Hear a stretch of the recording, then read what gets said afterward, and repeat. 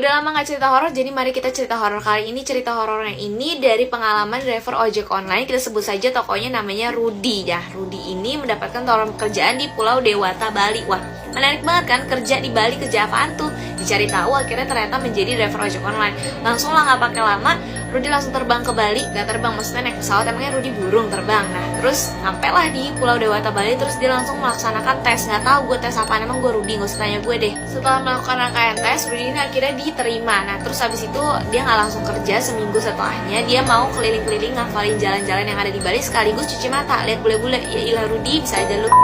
Akhirnya setelah sudah seminggu dia lumayan hafal sama jalan di sana, yaudah akhirnya dia mulai kerja nih. Seminggu pertama masih aman damai aja nih. Penumpangnya biasanya adalah mahasiswa-mahasiswa yang pengen diantar ke univ daerah situ, sampai di mana dia mendapatkan pesanan makanan nih, orderan makanan yang cukup banyak. Langsunglah diantar ke tujuannya. Anehnya tujuannya nih, alamat rumah yang dituju oleh Rudy adalah alamat rumah kosong. Tanpa berpikir panjang, Rudy langsung putar balik dan balik ke kosannya untuk ngasih makanan-makanan yang udah keburu dia beli ke teman-teman kosannya, karena kayak ya takut kenapa-napa juga, udahlah nggak usah dipikirin. Setelah kejadian itu Rudy sempat off beberapa hari, kerjaannya cuma main game di kosan aja. Terus kayak mungkin dia udah merasa, wah uang aku udah tidak ada nih, jadi kayak yuk kerja lagi yuk gitu, cari cuan.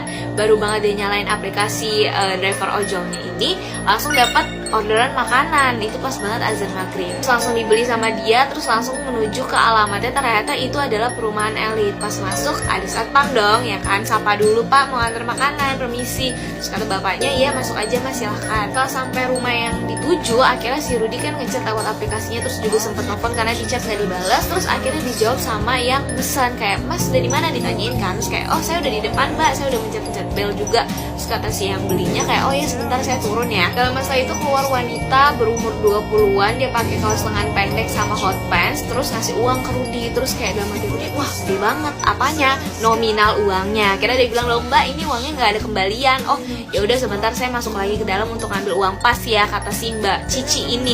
Terus si Rudy bilang, ini sekalian aja bawa makanannya ke dalam. Nah udah ditunggu, masuk kan 15 menitan kok nggak keluar-keluar. Akhirnya si Rudy manggil-manggil, Mbak Cici gitu-gitu. Pas lagi sesi memanggil-manggil itu, tiba-tiba Rudy dikagetkan sama tepukan di pundaknya yang ternyata adalah security-nya yang nanya, Mas ngapain manggil-manggil ke dalam sana? Terus Rudy bilang, iya Pak ini lagi nunggu si Mbak Cici ini ngambil uang, soalnya dia pesan makanan tadi. Terus langsung ditarik sama security-nya, coba sini dulu deh Mas. Terus kenapa Pak? Masnya nggak tahu itu tuh rumah udah kosong, pemilik rumahnya udah meninggal dan keluarganya udah pindah setahun yang lalu. Gak percaya, disuruh dibantu kan. Dia bilang, kok masa iya sih Pak, orang tadi itu ada mbak-mbaknya kok keluar, dia ngasih uang nominalnya itu gede, jadi saya minta uang pas, makanya masuk lagi ke dalam. Terus si security-nya senyum terus sambil bilang, coba Masnya lihat, tengok lagi ke belakang. Emang iya ada orang yang tinggal di rumah kayak gitu? Pas Rudy nengok ke belakang, itu rumah suasananya lebih akrem. Padahal pas dia datang itu kayak rumah biasa aja, kayak emang selain rumah yang ada di Budi. Terus habis itu Rudy langsung lemes dan kayak kosong. Enggak dong, itu iklan Ramayana nih.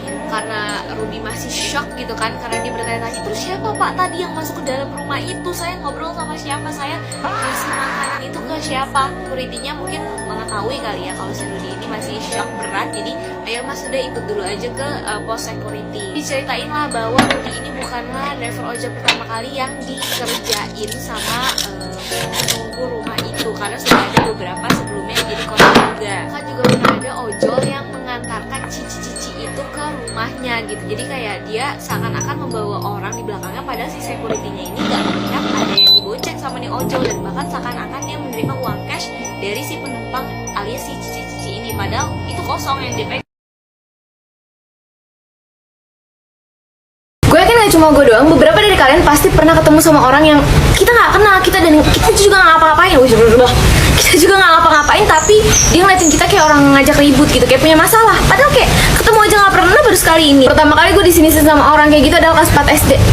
Lo bayangin kelas 4 SD gue masih imut, polos, baik hati dan tidak sombong. Gue disini sih udah gitu bukan sama sepantaran gue, sama mbak-mbak yang umurnya kayak udah 20 tahunan. Ini kejadian waktu gue baru balik Sanggar. Jadi kan gue dulu sempet Sanggar di Ayodapala di The Mall. Nah gue sama mak gue baru balik nih kan sore-sore naik angkot, karena kita berdua tidak bisa naik motor ataupun naik mobil. Jadi kita tim angkot. Siapa yang tim angkot? Nah, gue duduknya itu di ini mak gue nih, gue di sini mbak-mbaknya, di sampingnya nih yang langsung supir, tau gak sih? Pernah naik angkot gak sih kalian? Nggak pernah. Yaudah, kita beda kasta. Oke. Nah, duduk gabut kan nih, gue lagi di perjalanan karena lumayan jauh nih dari the mall ke rumah gue. Ngeliat sekeliling, terus gue ngeliatin bawaan mbak-mbak samping gue ini. Nah, si mbak-mbak ini bawaannya banyak dan di tasnya itu ada gantungan tas gitu yang bulu-bulu gitu kayak gemas gitu kan. Nah, gue ngeliatin tuh gantungannya lucu soalnya kan. Gue liatin si mbak-mbaknya kan sadar nih, dia ngeliatin gue langsung sinis. Orang mah kayak ngeliatin biasa dulu gitu, make sure dulu kayak ini bocil ngapain samping gue kok ngeliatin tas mulu. Ini enggak, langsung ngeliatin gue sinis yang kayak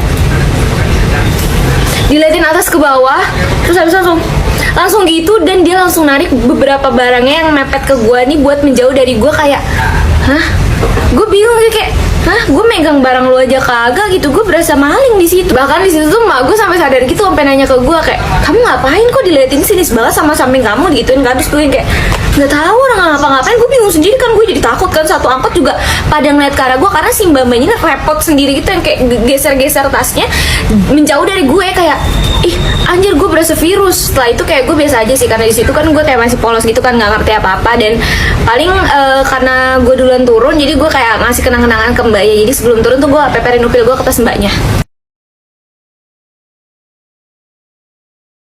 Dulu waktu gue SD paling banyak duit jajan gue tuh dikasih sama bapak gue tuh 10.000, itu pun pas gue kelas 6. Dan itu gak setiap hari, kecuali kalau sama bapak lu pada tuh setiap hari paling gue dikasih 20.000, 30.000. Apaan nih, kok bapak lu dikasih duit? Ya pokoknya gak setiap hari 10.000. Jadi kayak kadang-kadang kalau mood bapak gue bayar doang gue dikasih 10.000. Tapi itu paling sering goceng sampai 7.000. Nah namanya anak SD, kalau jajan ya udah jajan aja kan, yang penting kita dapat murah terus banyak juga, kayak nggak mikir yang kemana-mana mau jorok mau kagak, ayam tiren juga bodo amat.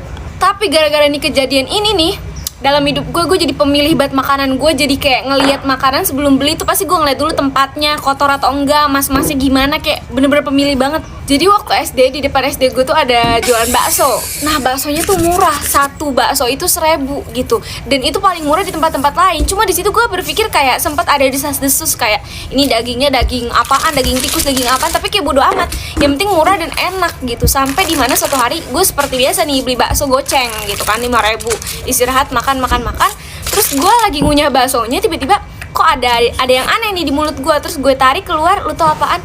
Itu kuku kaki. Lu bayangin kuku kaki di mulut gue kagak tahu itu kaki siapa, kuku kaki siapa, apa sih? Ya pokoknya itu kan jorok banget ya. Itu adalah bakso terakhir. Lu bayangin gue udah abis bakso terakhir ada kuku kaki orang, dan gue yakin itu kuku kaki orang dewasa karena itu lumayan gede. Ya Allah, gue jijik banget. Sampai sekarang mana bakso adalah makanan favorit gue. Gue sempet tuh kagak mau makan bakso lagi di tempat mana-mana beberapa minggu apa bulan nih, nggak tahu, pokoknya cukup lama tuh gue nggak makan bakso gara-gara tuh kejadian.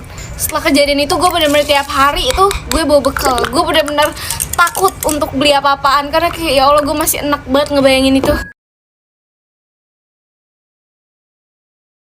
Jadi pas kemarin gue live itu tuh gue ditanya, lo pernah nggak Min difitnah sama orang? Terus gue teringat kejadian ini waktu gue dari SD mau ke SMP. Jadi pas masa-masa setelah UN lagi mencari sekolah. Tapi ini bukan fitnah sih, lebih kayak dicurigai, dituduh, nggak tahu deh, pokoknya lo dengerin aja. Gue tuh SMP-nya tuh di MTS Negeri 4 Jakarta. Itu lumayan favorit, banyak yang dari SD gue yang daftar di sana, termasuk gue nih. Jadi ada beberapa, gak cuma gue doang. Gak cerita nih, udah pengumuman dan gue lolos. Terus pas lagi main di sore hari, gue inget banget. Jadi emang gue punya tetangga yang anaknya tuh satu sekolah sama gue tapi beda kelas. Terus emaknya nanya ke gue sore-sore, gue lagi main, kamu daftar MTS 4 juga ya? Kamu keterima nggak? Ditanya kan. Terus gue bilang, iya daftar, keterima. Kita samarin aja nama anaknya tuh Wawan ya. Terus si ibunya ngomong gini ke gue, ini mah bukannya apa-apa ya, cuma dari kelasnya Wawan tuh banyak banget yang daftar. Wawan juga daftar, tapi kok nggak pada keterima ya? Padahal pinter-pinter loh anaknya. Dalam hati gue udah yang kayak, ini maksudnya apaan nih? Bawa-bawa pinter-pinter, maksudnya gue blow on. Terus tetangga gue ngomong lagi kayak gini, ini mah bukannya nuduh kamu ya, cuma kayaknya banyak yang nyogok nggak sih ya? Walaupun mungkin kamu nggak nyogok, cuma kayaknya banyak nggak sih? Kamu pernah denger gitu nggak? Mereka bayar apa, bayar ini, bayar itu nggak? Soalnya kayak nggak mungkin nggak sih? Itu teman-temannya Wawan sih, ini sih itu, disebutin tuh semua sama dia. Itu pinter banget loh, masa nggak terima? Akhirnya gue cuma jawab, nggak tahu sih, aku nggak pernah denger ada yang nyogok sih. Terus tapi kayak dia masih keke gitu, oh nggak pernah denger ya, tapi pasti ada sih, nggak mungkin nggak ada, bla bla bla. Masih diterusin. Terus dia gosip sama ibu-ibu yang Mari kita bercerita setelah sekian lama gue udah gak cerita. Nih gue baru banget balik kampus. Jadi mohon maaf kalau gelap ya, karena emang ini udah mau malam gitu. Waktu masih SD gue tuh paling suka kalau disuruh beli sesuatu ke warung.